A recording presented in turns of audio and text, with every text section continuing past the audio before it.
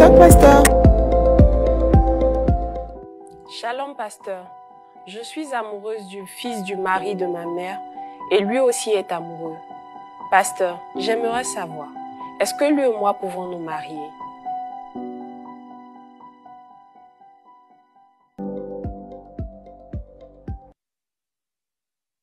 Alors, comme tu le comprends, c'est une question qui va de pair avec la question de la semaine précédente. Donc, ce sont les questions qu'on reçoit, qui va de pair avec la semaine précédente. La semaine précédente, c'est une sœur qui est déjà mariée, qui est déjà mariée et qui découvre qu'elle est cousin avec son mari.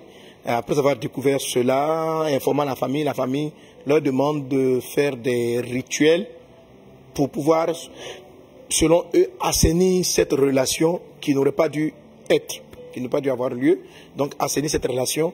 Et notre sœur ne souhaitait pas donc participer à ce rituel en tant que chrétienne. Son mari, qui est censé être chrétien, lui, pour le fait de pratiquer ce rituel, et il dit que si sa femme ne veut pas suivre le rituel, ils vont se séparer. Donc la semaine dernière, j'ai répondu à cette question, mais là on a dit, mais bon, ils sont cousins. On a vu de la parole de Dieu qu'il n'y a pas de verset comme ça qui interdit le mariage entre cousins. Et on a même des cas où ce sont des frères, demi-frères, demi-sœurs comme Abraham et Sarah, qui se sont mariés, qui ont été mariés. Et puis cela vient avec un peu en contradiction, ou bien on se demande, mais alors pourquoi Dieu dit en Deutéronome chapitre 27, versets 20 à 23, qu'il ne faut pas voir la nudité de sa sœur. Il ne faut pas voir la nudité de sa sœur. Donc l'un mis dans l'autre, on en arrive à cette question-là, donc de cette sœur qui se trouve aujourd'hui amoureuse, et le jeune homme aussi est amoureux d'elle. Je rappelle que c'est une image, c'est pas le visage de la personne qui a posé la question. Donc là, il n'y a pas de lien de parenté. Il n'y a pas de lien de parenté, sauf que sa maman à elle, je sais plus, c'est son papa ou sa maman? Sa maman à elle a épousé le père de son amoureux avec qui elle veut se fiancer. Alors, par alliance maritale, ils se retrouvent frères et sœurs, mais est-ce qu'ils peuvent se marier? Voici la question du jour. Que doit-on faire? Amen. Amen. Voilà. Je suis avec toi en ligne. Là, je suis sur YouTube. Donnez-moi vos réponses.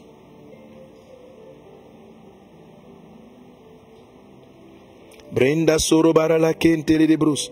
Alors, mes pasteurs ici, Annabelle et Carmen, pasteur Franck, et puis vous tous. Oui. Est-ce qu'elle peut marier? Papa, je vais commencer. Oui. Tu as dit tout à l'heure par alliance maritale. Je crois que déjà sur cette base-là, même si c'est une famille recomposée, ils forment déjà une famille. Donc par motif de conscience, un peu comme tu le dis souvent, je crois que ce ne serait pas convenable de se marier parce que d'une certaine façon, on va retrouver l'application du verset de Deutéronome qui demande qu'on ne découvre pas la nudité de sa sœur. D'une certaine façon, finalement, c'est sa sœur et c'est son... Je veux dire, ils sont aussi frères et sœurs. Donc, ce ne serait pas convenable de passer au mariage, enfin, d'entretenir de telles relations. Ok, donc, Annabelle n'est pas pour ce mariage. Elle dit franchement, ils sont devenus frères et sœurs par leurs parents.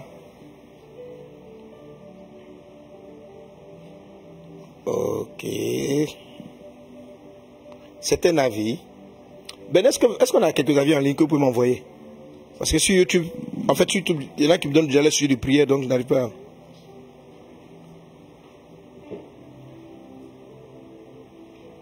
Ils ne peuvent pas se marier, ce sont frères par alliance.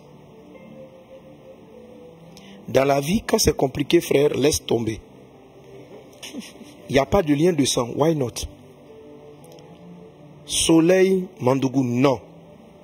Guylaine, pas du tout. Oui, ici les parents sont d'accord pour Gloria. Pour moi, ils sont frères et sœurs par alliance. Non. C'est compliqué de... Non, elle ne peut pas. Ok.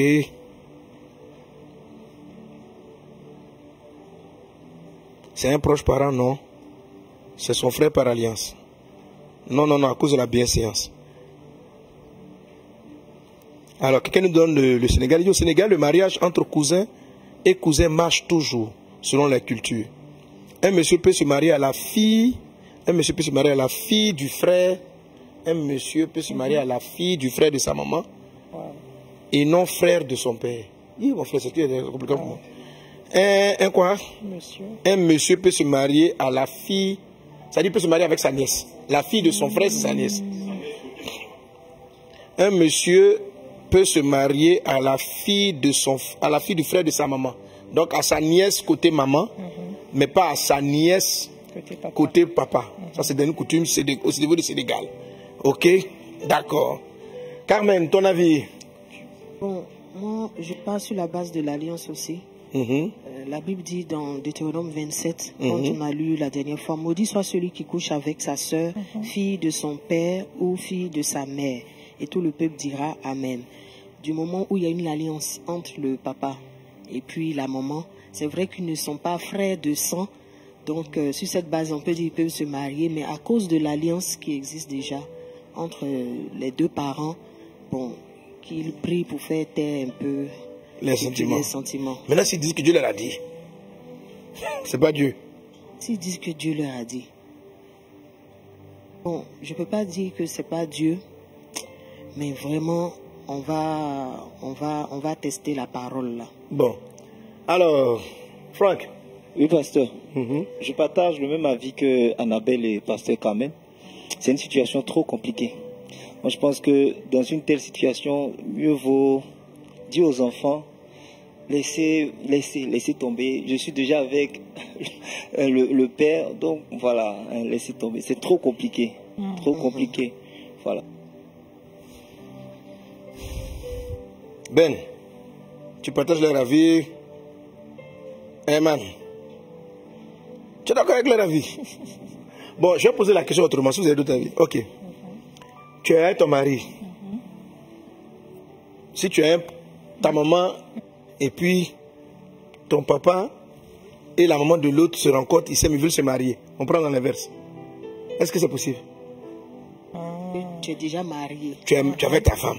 Et puis maintenant, vos parents, qui sont veufs et veuves, se rencontrent, ils s'aiment bien, ils veulent se marier. C'est faisable ou pas? Non, c'est pas faisable. C'est pas faisable. On est parents. C'est toujours le lien de l'alliance là. Nos parents. Là, je suis en train de vous embrouiller, vous voyez. Il faut poser la question dans l'autre sens. Là, on peut pas. C'est faisable, papa. Ben, tu dis quoi? Moi, je dis c'est faisable. Nos parents, c'est la même chose d'une certaine façon. C'est l'alliance. Les gars, vous flashez ainsi là. Il n'y a pas quelqu'un qui a une réponse. Ben lui dit d'accord. Herman, c'est faisable. Mais deux maris, leurs enfants ne peuvent pas se marier. Mais les enfants mariés, leurs parents peuvent. Ça n'a plus de sens finalement. Attends, donc votre règle est basée sur quoi? C'est l'alliance. Alors si on va sur le fait que c'est l'alliance, c'est toujours l'alliance. Qui sont devenus? On reste dans la même logique, que ce soit de l'inverse ou d'un côté ou d'un autre. Tatiana, à ton avis? Dans les deux cas, ils ne peuvent pas. Ils peuvent. Elle dit que dans les deux cas, ils peuvent. Il n'y a pas de lien. Il n'y a aucun lien de sang.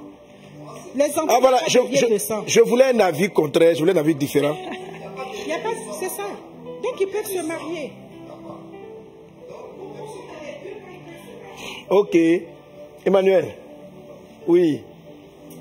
Prends le micro du pasteur Franck. Papa, le cas reste un peu ambigu parce que lorsqu'on dit qu'il n'y a pas de lien de sang, on peut se retrouver à des familles où la dame peut enfanter à partir de 45 ans ou 50 ans, où un enfant peut naître là-dedans. Et si un enfant naît déjà, on a un lien qui existe entre les deux. Donc là, ce qu'il faut révoquer, il faut revenir après en arrière. Non, c'est-à-dire que tu parles de qui? Les parents? Oui, effectivement. Ont des enfants après tout? Oui, effectivement. Et là, les enfants se sont déjà mariés. Le garçon qui vient, c'est leur frère et soeur? Moi, je parle dans le premier cas. Dans le premier cas, oui.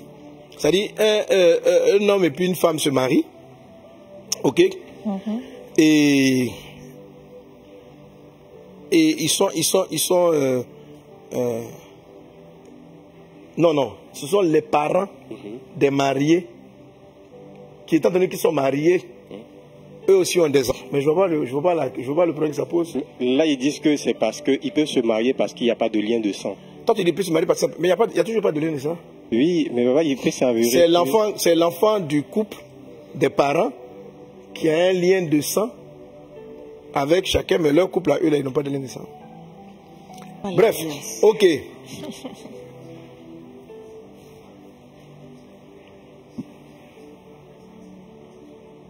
Ok. Gloire à Dieu. Amen. Amen. Alors, pour moi, la dernière fois, j'ai partagé quel était mon avis, je vous ai donné quel était l'avis, et je vais en arriver vraiment aux effets de ce qu'on appelle la malédiction qui était citée en Deutéronome chapitre 27. Parce que, voilà. Vous savez, il y a beaucoup de choses qu'on dit comme ça qui relèvent de nos traditions, de nos coutumes et de notre bienséance, mais qui ne sont pas vraiment de la parole de Dieu. À l'origine, lorsque Dieu crée Adam et Ève, multipliez-vous veut dire que ce sont des parents, des frères et des sœurs qui se sont mariés à l'origine pour pouvoir perpétuer le genre humain. Ok? Pour pouvoir perpétuer le genre humain. Plus tard, au fur et à mesure que le temps va avancer, Dieu va demander que des frères et sœurs ne se marient plus. Voilà, ne se marient plus. Je crois que la malédiction est écrite pour faire justement référence au challenge qu'on a avec la consanguinité, les maladies qu'on peut avoir parce qu'on est consanguin. Donc, la Bible dit, maudit soit celui qui marie. Alors, une malédiction, en fait, ça veut dire qu'il va y avoir un problème. Une malédiction, ça veut dire qu'il y a une condamnation. Une malédiction, ça veut dire qu'il y a quelque chose qui risque d'arriver. Voilà, quelque chose qui risque d'arriver. Et aujourd'hui, d'où est-ce que cela est venu? Mais c'est quelque chose qui risque d'arriver, ça crée des problèmes. Plus tard, on va voir que il n'y a pas eu mariage, mais, comment dirais-je, Tamar propose à Amon la possibilité de parler à leur père pour pouvoir se marier. Voilà, la possibilité de parler à leur père, comme si c'était une ouverture qui était possible. C'était une ouverture qui était possible. Donc déjà au sein de la parole de Dieu, mariage de cousin, mariage de demi-frère n'est pas clairement. Mais la Bible nous dit que ça peut entraîner des conséquences. Autrement dit, c'est une chose qu'il faut éviter le plus possible. Voilà. Ça, c'est vraiment dans le cas où il y a consanguinité. Alors si à ce niveau-là, on a déjà un petit doute et des versets qui permettent, ce n'est pas des gens qui n'ont même pas un petit lien de sang, qui sera encore plus absolu. C'est-à-dire que si demi-frère, Abraham s'est marié avec sa soeur Sarah, ok? Abraham s'est marié avec sa soeur, sa demi-sœur Sarah. On a lu le texte la dernière fois. Alors, si de bienséance, et puis lié à la culture. Et le mariage est une chose qui est très culturelle. Il faut savoir dans la vie, savoir accepter certains combats, certains défis. Si vous êtes convaincu, vous validez l'ensemble des choses, que vous pouvez vous marier, que les parents sont d'accord, parce que ce sont les parents qui marient leurs enfants.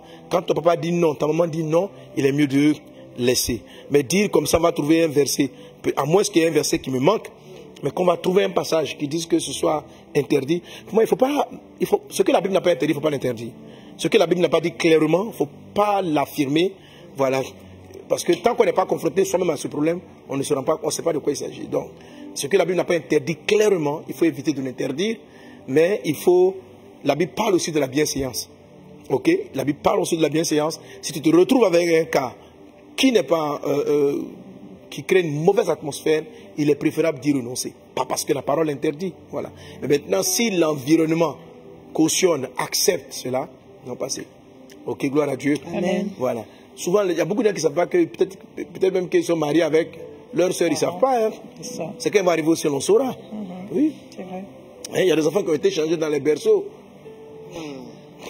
Il y a des textes, il y a des enfants qui ont pu remonter l'information, il y en a qui n'ont jamais pu remonter l'information. Il y a des mamans, les deux se rencontrent, j'ai déjà vu un film là-dessus. Voilà. La maman est tombée enceinte. Elle a commis adultère. Mais le papa, son mari, a cru. En fait, elle lui a fait accepter la grossesse. Mais elle savait que ce n'était pas lui le père. Même l'enfant, elle savait que ce n'était pas lui le père. Donc l'enfant, plus tard, il grandit et il va marier, il va tomber amoureux de la fille du monsieur avec qui elle avait commis l'adultère. Sa vraie fille, parce que lui, il a fait son foyer, ça a été un accident, elle est tombée enceinte, ils ont décidé de ne pas mettre en danger leur foyer, tout ça, et puis de faire taire tout ça, puis de s'éloigner. Et les deux enfants se sont rencontrés dans leurs études, ils se sont aimés, ils ont décidé de se marier. Donc la maman, quand elle voit la fille qui arrive, c'est qui, maman, voilà, je te présente celle que j'aime, c'est ma copine, je l'aime bien. Elle regarde, elle voit les traits de son vieil amant. Elle essaie de se renseigner. Quand elle entend le nom de la fille, Elle voit que elle a le nom de son vieil amant. Donc là, elle panique. Est-ce que son fils... Donc comment elle va casser cette relation? Voilà, je crois que c'était là un peu l'intrigue du film. Comment casser? Sans dévoiler que les deux sont frères. Voilà, sans dévoiler que les deux sont frères. Donc la vie est pleine de beaucoup de choses comme ça. Ce que Dieu n'a pas interdit, il ne faut pas nous-mêmes oser l'interdire. Donc moi, mon avis personnel, c'est qu'il n'y a pas de lien et que, mais pour la science, pour la bienséance, pour l'environnement, pour la culture, pour l'environnement, il est préférable de ne pas persévérer dans ce type de relation. On ne peut pas dire comme ça de manière biblique, comme ça, voilà, Dieu dit, non. Ce que Dieu n'a pas dit, on ne peut pas dire que Dieu a dit. Et si Dieu n'a pas dit, c'est pourquoi il n'a pas dit. Il nous a dit de ne rien ajouter, de ne rien retrancher à la parole du Seigneur. Quelqu'un donne un bon amen. Amen. Papa, oui. Bon, il y a un verset ici, j'aimerais savoir si ce n'est pas en rapport un peu avec le sujet. Ok. C'est Lévitique 18, verset 11, qui nous dit, tu ne découvriras point la nudité de la fille, de la femme de ton père, née de ton père, c'est ta sœur. Oui, c'est un peu comme le même passage que celui qu'on a dans Deutéronome chapitre 27. Voilà, voilà, c'est vraiment pas des choses qu'il faut aller chercher avec le texte. On avait le concept de Deutéronome 27, voilà, qui dit maudit soit celui qui va marier. Maintenant, même ce passage-là, il est encore même plus large. Tu vois, il est encore plus large. Voilà. Si je sais que c'est ma sœur par alliance, je ne vais pas aller la chercher. Voilà, je ne vais pas aller la chercher volontairement. Moi, personnellement, c'est mon avis de ne pas aller chercher, de ne pas, voilà. Mais maintenant, si, comme dans le cas de la personne la dernière fois, vous vous retrouvez marié par accident, c'était la réponse de la dernière fois, vous vous retrouvez marié par accident, il n'y a pas trop vous culpabiliser parce que dans la Bible, on a le cas où des frères et sœurs en sont arrivés à se marier. Et l'exemple le plus criant, c'est celui d'Abraham, qui est le père de la foi, qui sont arrivés à se marier. Voilà. Et je me demande que lui-même en son temps, il devait savoir. Mais la loi n'était pas venue entre-temps. Bref, vous voyez, il y a des sujets comme ça pour qu'il est très difficile de trancher de manière ferme. Il est bien de partager des opinions, de partager des points d'avis. L'apôtre Paul dit ne discutez pas des opinions. Okay? Il faut savoir que bibliquement parlant, il y a des sujets qui sont des sujets de doctrine. Il y a des sujets qui sont des sujets d'opinion, qui sont des angles de vie, qui sont des angles d'approche. Il faut savoir relativiser les choses et puis faire attention. Amen. Amen. Donc nous vous conseillons, évitez tout mariage avec personne, que vous soyez frères par alliance parce que vos parents sont mariés, que vous soyez cousins, que vous soyez, et encore plus même si vous êtes frères, il y a une malédiction, il y a des problèmes de santé qui peuvent arriver avec. Donc fuyez ce type de relation. Si vous êtes dans des démarches de fiançailles, de cheminement, fuyez ce type de relation. Voilà. Mais maintenant, si on est dans le cas de la sœur où les choses se sont déjà passées, voilà, il n'y a pas à aller faire des rituels, vous priez, vous rendez grâce à Dieu. Dieu, sans tenir compte des temps d'ignorance, annonce maintenant à tous les hommes qu'ils ont à se repentir. Et vous vous êtes repentis, vous avez ignoré. Il ne s'agit pas pour moi d'aller donc au divorce dans ce cas de figure, mais de croire dans la grâce de Dieu qui sanctifie votre relation et qui vous conduit. Mais ce n'est pas des relations à aller chercher. Évite de tomber amoureux ou amoureuse ou de vouloir te marier avec ton frère du sang, ton cousin ou par alliance dans le maximum possible. Voilà. Que Dieu, la grâce et la paix du Seigneur soient avec chacun d'entre vous. Vous êtes bénis au nom puissant de Jésus-Christ de Nazareth. Alléluia. Amen. Amen, amen, amen, amen.